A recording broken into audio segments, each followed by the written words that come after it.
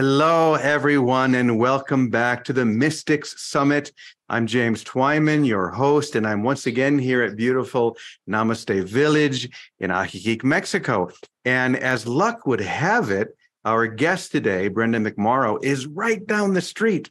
We thought about having her come and sit next to me, but she's in her house. I'm here at the Namaste Village community, and we're just so grateful because we're going to have a beautiful, spirited conversation of mysticism in music. I was really anxious and excited about this particular talk because Brenda, and a dear friend, we've done many events here at Namaste Village. She sings all over the world, a very, very well-known mantra singer. She's known and she's warmly embraced as a mantra medicine music practitioner, extender, lover. She just does so many things, blending elements of acoustic folk and world rhythms and ancient Indian chants with a sweetly introspective singer-songwriter sensibility.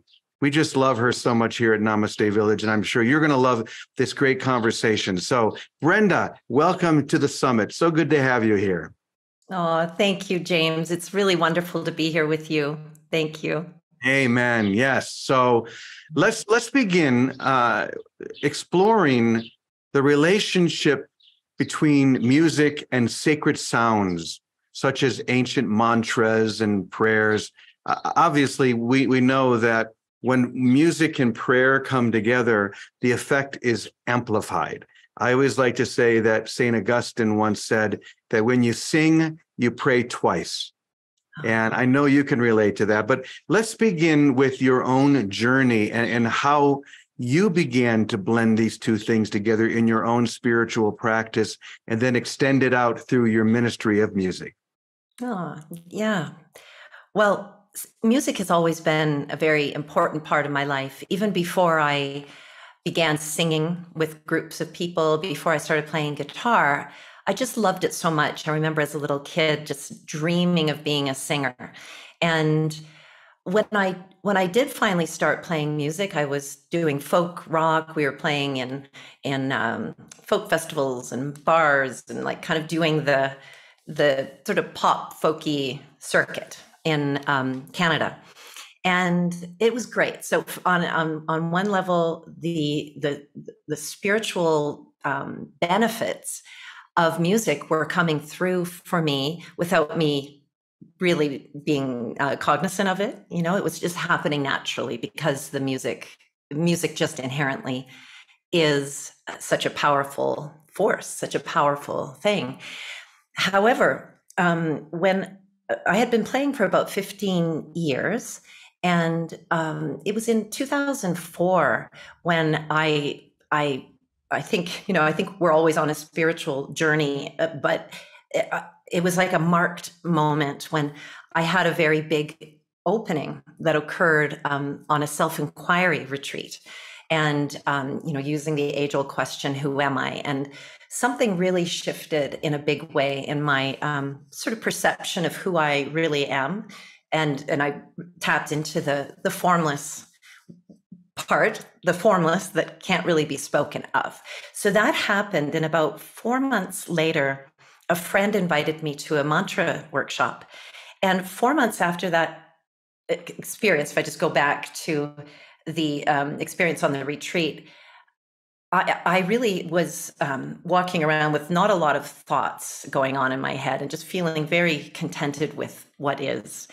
Yet after about 4 months, those thoughts were starting to come back.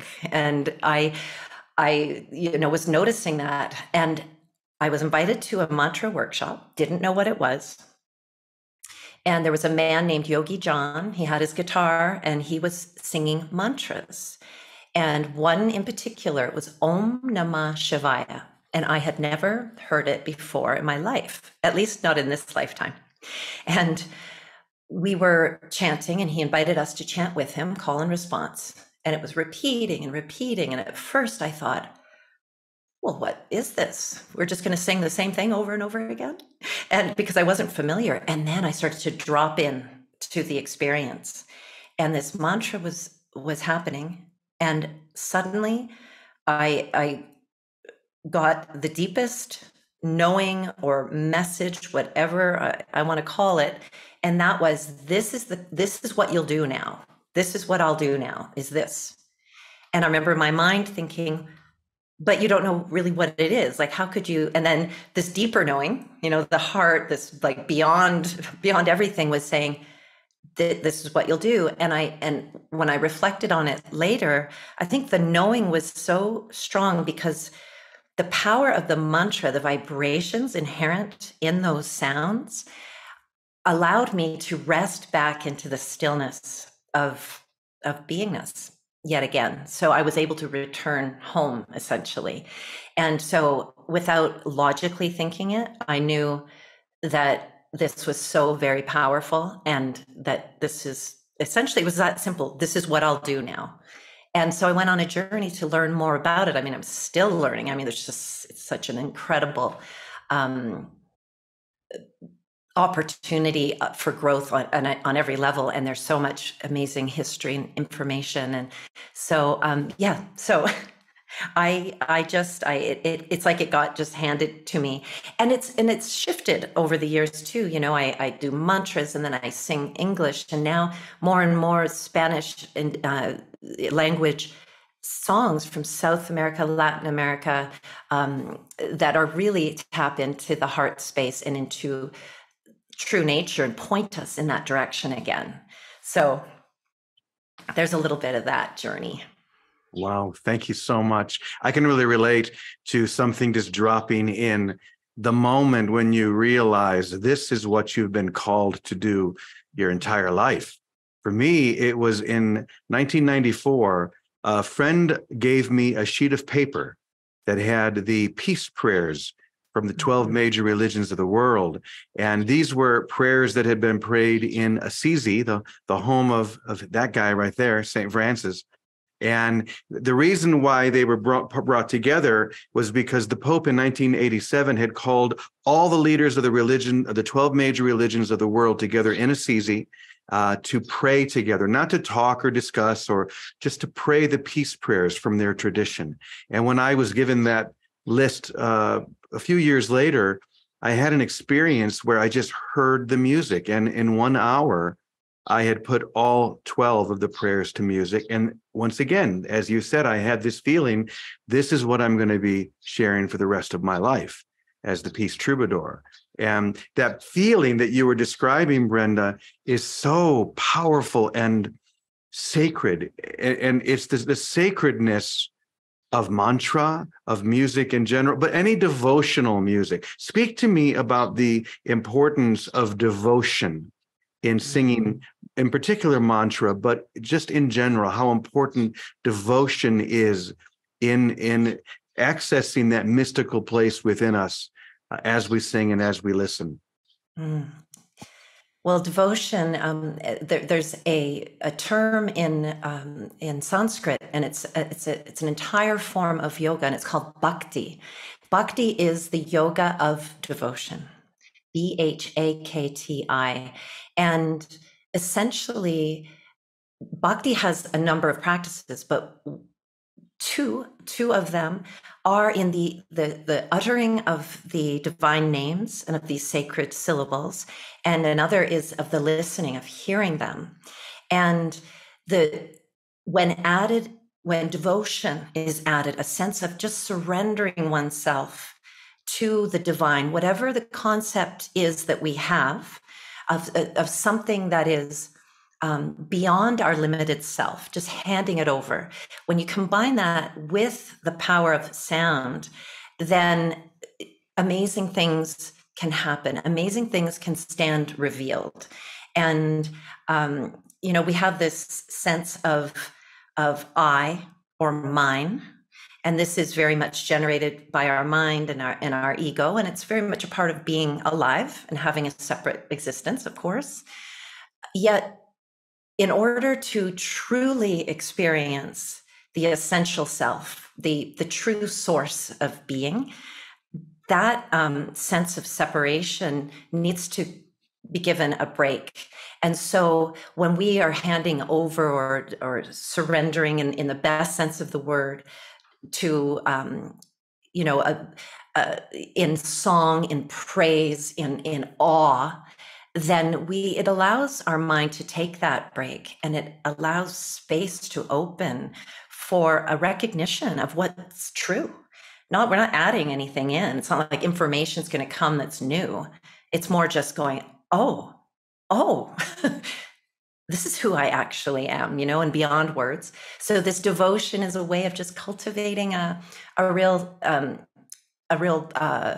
break from that I and me that can stand in the way of what we really are. You spoke before about the importance of repetition in mantra singing one line, one phrase, one prayer over and over and over, and it goes deeper and deeper and deeper. Speak to us a little bit more, especially because I love your music, and you mix English and, as you said now, Spanish in with the Sanskrit mantras beautifully. But it's when you really launch in to the mantra that the song takes wings. So speak to us a little bit about the importance of that repetition. Yeah, well, the repetition, it really allows us an opportunity to dive into something that I think humans have loved to do throughout all of human history. And that is to access almost like a trance state. When we think of tribal rhythm of communities coming together and dancing in a circle. I was in Africa, in Ghana in the year 2000. And this was before I had discovered mantra, but I got to experience what it was like to repeat and repeat. I don't even remember what the words were that we were singing, but we were dancing in a circle around a fire, and it went on for hours. And there became this rhythm where everyone started to resonate and entrain together. And the repetition allowed for an opening in the consciousness. There was something very primal and beautiful about that. And when we do that in whatever culture we live in the world, I think we're tapping into something that's really essential to our human experience. It broadens our possibility of perceiving things that aren't normally perceived. And the power of repetition for Sanskrit mantras, in addition to that, is that these mantras they don't have discursive meaning. Like, it's hard to translate directly a Sanskrit mantra. We can have translations that give a sense of what the words mean, but the vibrations, they were downloaded, these sounds were downloaded, for lack of a better term, for a term that we know. They were received by ancient seers, ancient rishis, thousands of years ago, who could hear the sounds of the cosmos, and they brought them through into word form. So when we're chanting mantras, we're not just chanting a word like pen, we are actually uttering the vibration of certain qualities that are vast and incredibly healing that exist.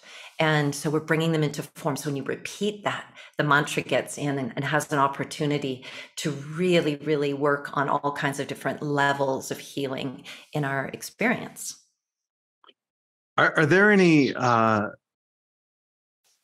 teachers, masters, gurus that have really guided you in your own spiritual mantra singing, your own spiritual practice? Because obviously mantra singing is not a performance. Mantra singing is a prayer.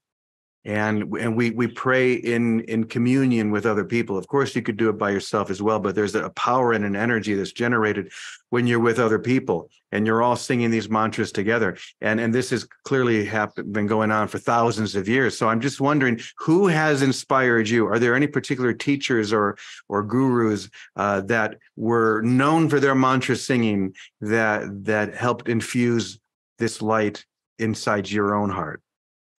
Yeah, actually, I can think of a few right now, and I actually want to ask you the same question, if you don't mind, later. One teacher that comes to mind right away, to heart, mind and heart, and I have a photo of him. I always Here we go. Is Neem Karoli Baba. And some people will recognize Neem Karoli Baba as Ram Das's guru, Krishna Das's guru. And Neem Karoli Baba absolutely loved, he's a saint from India, from our last century. He adored kirtan, and he loved to have those vibrations going on in the ashrama wherever he was. And so he has been with me on my journey of kirtan and mantra, just because the power of his teachings, really his presence, comes through in the songs. It's almost like he travels in wherever mantras are happening. It just feels so just supported. It's like his energy is supported. So he loved kirtan. He really encouraged it very much. And I'm thinking also of Anandamayi Ma, the great, beautiful saint. She would sing kirtan. She would chant mantras herself in her programs, in her where she lived and where people would gather. She loved to chant. And it's quite something to hear her. She just, she wasn't a professional singer. She was just, the devotion that comes through is beyond words. And so I learned about these teachers after I discovered kirtan. And I just feel like, not that I needed sort of a reinforcement about the power of it, because I felt it already, but it just feels like they come along on the journey with me. So that energy of them, but there are many others as well who talk about the power of chanting, the power of sound, and how healing it is. Beautiful. For me, a big one was Yogananda. I've mentioned before, and as you know, because you live in town, Yogananda is like the guardian of our community. We have the biggest painting of Yogananda in the entire world, looking right down upon where we do our morning sessions. And one of the reasons I love him is he brought the energy of the Sanskrit chants and then translated them in English in a way that only he could. And so when we sing them, there is a magic, as you said before, of not necessarily understanding intellectually, feeling the vibration and the energy. But for me, when I sing these chants in English, it takes me deeper, which is one of the things I appreciate, is we're all going to have our access points. We're going to have certain styles that work for us and certain maybe that don't. Would you say, Brenda, that when you began sharing mantra yourself, was that a major shift for you in your own spiritual path, or were you already on a very serious mystical spiritual path before? Well, I actually had only really been on the path, or consciously aware of being on the path, for only about 4 or 5 months before I discovered kirtan. Now, I didn't start sharing kirtan right away because I knew nothing about it, other than that, what I described earlier, that it was so powerful for me. And so it almost went hand in hand with the unfolding, after having had quite an experience just prior to it, and then deepening even more in accessing that place of truth. It's always hard to put words to the thing that has no words, but the mantra is helping me just to relax back into the source. And so that really, so for about 3 years after I discovered kirtan, I was writing melodies, because I was a pop songwriter before. So I was learning mantras, applying melodies to them, writing songs, getting ready to record, going to India, spending time learning. So it has really been a big part of this particular path that I've now found myself on. And that's been, I guess, I can't even do math right now. 14 years? Start talking about this stuff, turns my math brain off. No, I think about 14, 13, 14 years, and something like that. So yeah, it's been a big part of it all the way along. How beautiful. Well, Mm. as you've said many times, and as I think we all know, it's about the experience. Mantra in particular is not something we can understand intellectually. There's very little intellectual information, but there is a pure experience or vibration or frequency that comes through that. One of the ways that I describe that, Brenda, is that when I'm talking, if I'm giving a lecture or a talk or a homily, people hear that through the front of their consciousness or through the front door of their mind. And right behind that front door, there are many filters based upon what I believe, the experiences that I've had, all the troubles that I've encountered, the challenges, all of that, they're filters. And that information or that vibration has to go through those filters. And maybe some of it then gets into my heart. However, when we sing, it's like slipping around through the back door where there are no filters. And that information can dive right to the heart without having to be influenced by any of those other past associations. Have you found that to be true yourself, that it's just avoiding the intellectual part of it brings us much quicker into the actual experience? Yeah, absolutely. Absolutely. So the more we suspend that thinking mind, sort of set it aside, in a way we can give the mind something to do by repeating the mantra. So it's repeating these incredibly healing words or syllables, or the sacred music in English, anything that has a vibration that is expansive and beautiful. It gives the mind a beautiful task to do, and then we're then who we really are gets to express. It gets to be felt, to be noticed, and to be liberated, essentially. Not that it needs to be, it is already liberated, but we get to become more aware of it. But yeah, it's like, I love that idea of the back door. It's something that is so familiar to us too as humans, but we don't really often in our culture, we don't realize that, or we don't give it the space and the time. And I was just this. Do you know this quote by Rumi, where he's talking about music? Rumi, the great mystic poet, he's talking about music, and it goes something like, we've been part of this harmony before, and so these moments of treble and bass keep our remembering fresh. And so it's like we get to tap into something that we've always known when music is there. So it gives us such an amazing opportunity.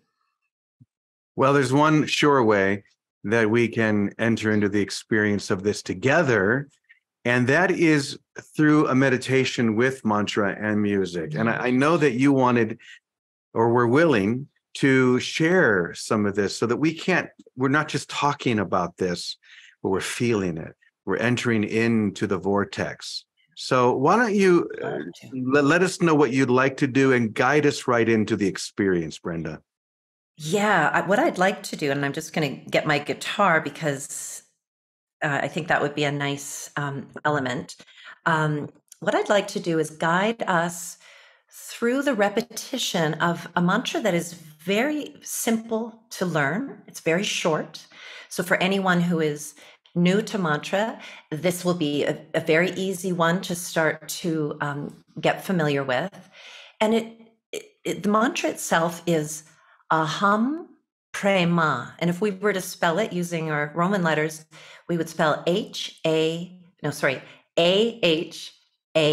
Aham. So maybe if everyone can repeat after me, Aham.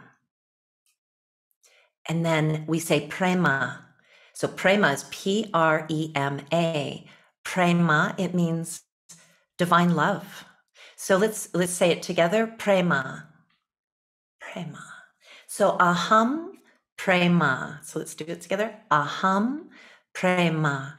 So essentially we are tapping into that which is our vaster existence, to this, we've given the word love to that which really can't be described, but this source of love. So we're saying, I am that. We're recognizing who we really are, and we're declaring it, and we're allowing those vibrations to repeat. So when we do a mantra practice, there are all kinds of ways to do it. You can do it, just while you're walking down the street, you can repeat a mantra. But one way that I love it to do my mantra practice is I incorporate it in my morning meditation. So if I'm going to meditate, say for 20 minutes that morning, I'll set my timer, but I'll start by repeating some mantras. And I often use this is a mala that is a wrist mala. So and is yours a half mala, or is that a full 108? Mine is actually a rosary. Oh, yeah. 5 decades that I bought in Assisi, but I always have this around my wrist so that I can always be repeating the name of God and That's pray beautiful. constantly, which is one of the best ways to stay attuned. It really, really is. So I love that. And then there's these little ones. There's also the longer ones that look very much like a rosary. So this has 108 beads. It's not necessary to use one when you're doing mantra repetition, but it is a lovely thing to have, because if you're like me, anyone out there, you might get distracted, start thinking about something else. But when you have your beads and you're going to do a certain number, then it keeps you on track. It allows you to keep on track. But today we're going to do, because I'm playing my guitar, I'm not going to be counting on the mantra or on the mala, but we're going to do roughly about a quarter of a mala, about 27 repetitions of this mantra, Aham Prema. So there's the melody. So when I start, just listening to it would be good. And then you can start repeating with me and allow yourself lots of space to learn the melody. It's fairly simple, but there's some pauses. So just have fun with it as you learn it. There'll be ample time to get into the groove of it and just, relax back into it. Like always, like meditating, it's always good to have your spine straight, be in a comfortable position, and then we allow the airflow to really come through easily. Okay, so let's begin.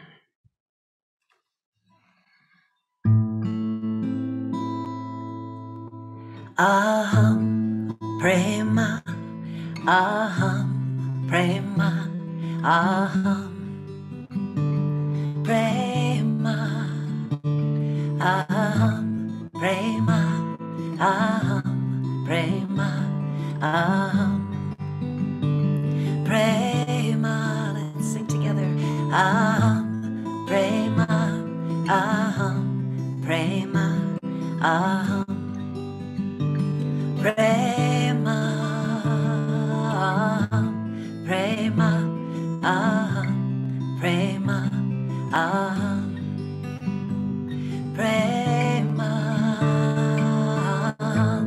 Prema, Aham Prema, Prema, Aham Prema, Aham Prema, Aham Prema, Aham Prema, Aham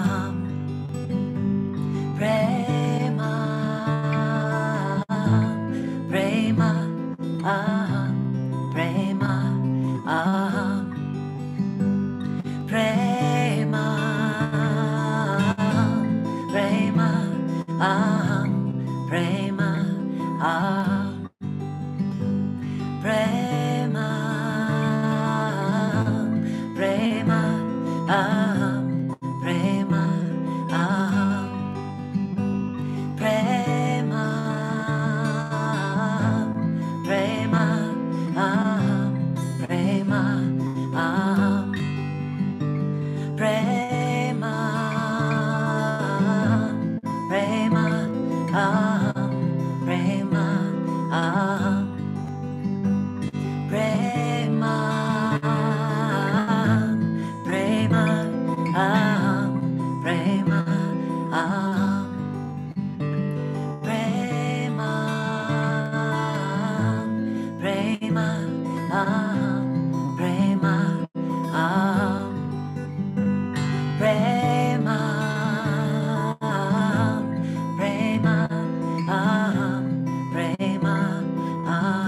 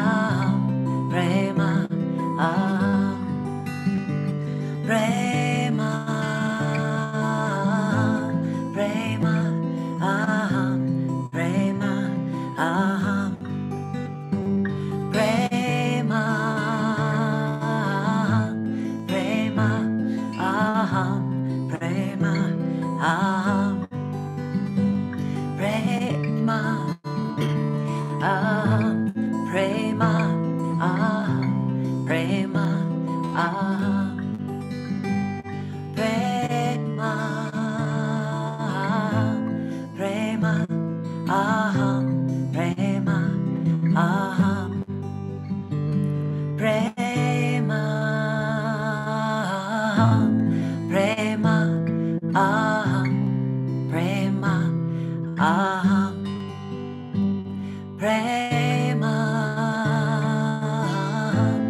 prema, aham, prema, aham, prema, aham, prema, aham, prema, aham, prema. And now we'll sit for a minute, quietly allowing the mantra to continue unto itself within us.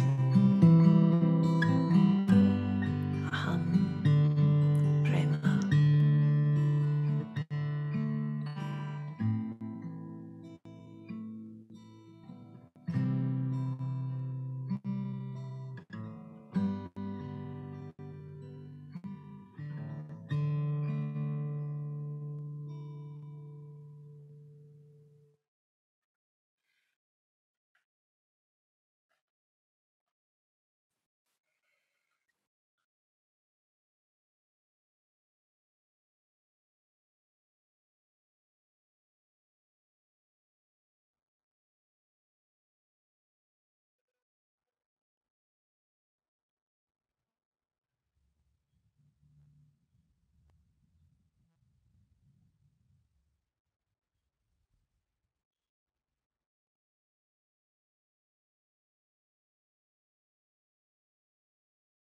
So if your eyes are closed, whenever you feel ready, you can gently open them. Bring yourself back here into this space. Thank you for sharing this mantra repetition with me. Thank you, Brenda. That's the experience. That's exactly what we're talking about in all of these interviews. Every single person that I've had the chance to share with is always leading right into this experience.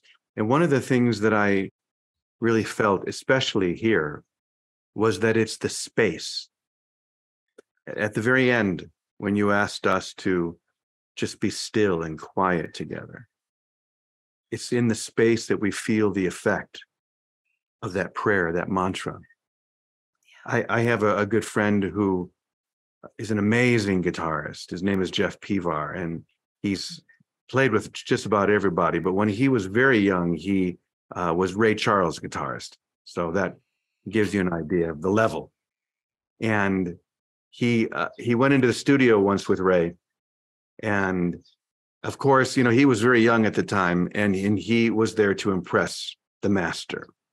And he would just play as many notes as he could, as well as, just really ripping that guitar. And Ray stopped him. He said, "Jeff, it's about the space between the notes, not the notes themselves." And I never forgot that. It's in the open space that we can feel.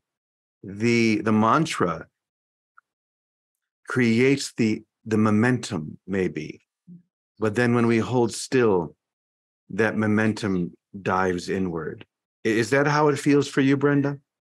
Definitely. I actually often say when we do a gathering and we're chanting together and we sit in stillness for a minute, 2 minutes, sometimes longer, I'll say, I think I chant just to get to that part, is to sit silently.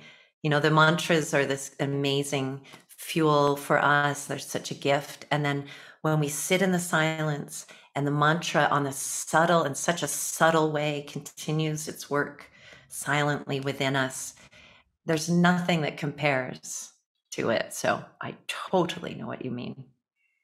Are there any other spiritual traditions in the music, the chanting, that resonates deeply with you other than Sanskrit?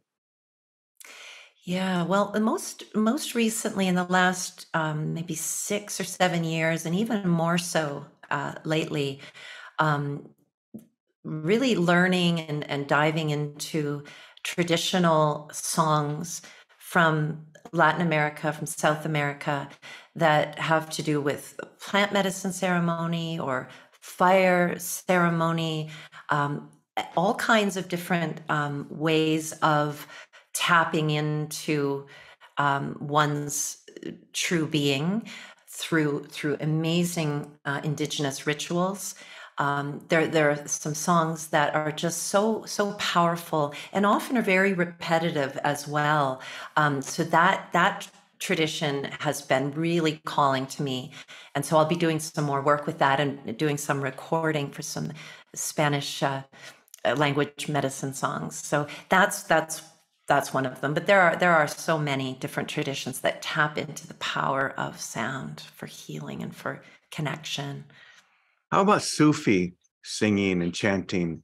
That's always been a big source for me. I love Sufi chants. How about for you? Yeah, I really love, and I'm not as familiar. I'm more familiar with the ecstatic poetry of Rumi and Hafiz, but I would like to get even more familiar with the Sufi singing and music, because it's powerful. Mm. Yeah, You know, St. Francis, my own guy, yeah. he was known as a peace troubadour, and he would sing everywhere. And the very last thing that he ever did was he wrote what we call the Canticle of the Creatures. And he wrote it basically on his deathbed, and it was the true prayer of St. Francis. And he taught the friars how to sing it. And he said, just go out and sing these praises to God, praises to the moon, to the air, to the wind, to the fire, and sing it everywhere. And so that's what the friars did. They would just go out and they would sing, because it would touch people. It would draw them in. We love to sing. Singing is just ever since childhood, what do? We sing songs. That's one of the reasons I'm just so grateful that we were able to bring you on. You're bringing an element to this summit that we don't have with any of the other speakers. And that's a deeper experience, diving into the heart itself. So we're going to start to wrap things up here, but I would just love to ask you, what else do you want to share with you that's vibrant on your heart today? Well, I just want to kind of piggyback on what the story you just told us about the friars going out and singing, just singing. I want to say, and encourage people to sing as much as you can, as often as you can.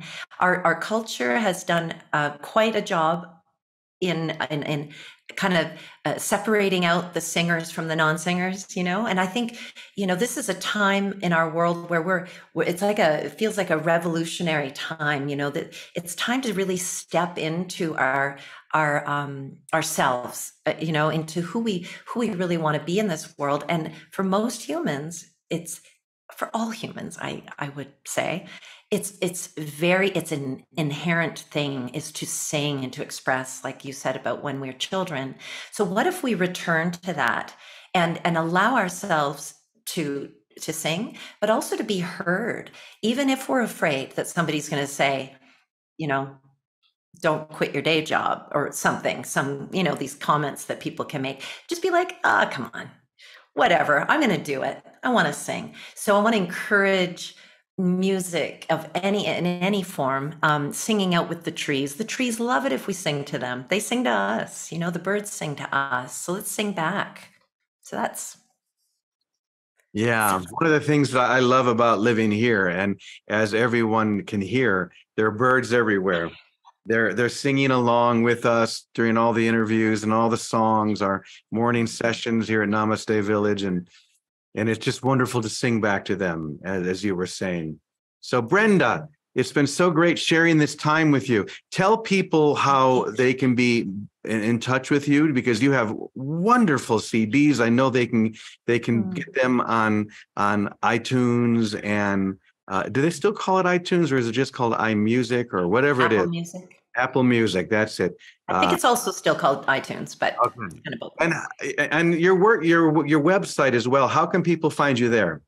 Yeah, so it's www.brendamcmorrow.com. So, and also you can go to any search engine and just put in Brenda McMorrow, and then people will be able to see my website where the complete list of programs that I'm offering, concerts, festivals. We're doing a lot of things in Europe this summer. And, there's online offerings too, where we're going to be teaching people how to kind of get into this practice of mantra for people who are experienced, people who are not, people who are really just curious. So there's a variety of programs. So just go to that website, and on Instagram, I'm on there, and there's links for my programs as well. And I'd love to have people join me. It's such a joy. Mm-hmm. Well, it's been such a joy to have you on our summit, Brenda. Thank you so much for taking the time. I know everyone got so much out of it, and I'll probably see you right around the corner later today. I know. I'm so lucky. Thank you so much, James, for all that you do, and to the Shift Network. And this has been wonderful to be part of this. Thank you. Well, I want to thank everyone who has attended this summit, who has been part of this chat with the amazing Brenda McMorrow. As you know, these are incredible teachers, incredible, brilliant lights who have so much to share. So keep coming back. Keep diving into that mystic within your heart. This is about you. It's not about us. It's not about just the teachers. It's about you realizing that you are a profound mystic right now, no matter what. So we say to all of you, namaste. Namaste.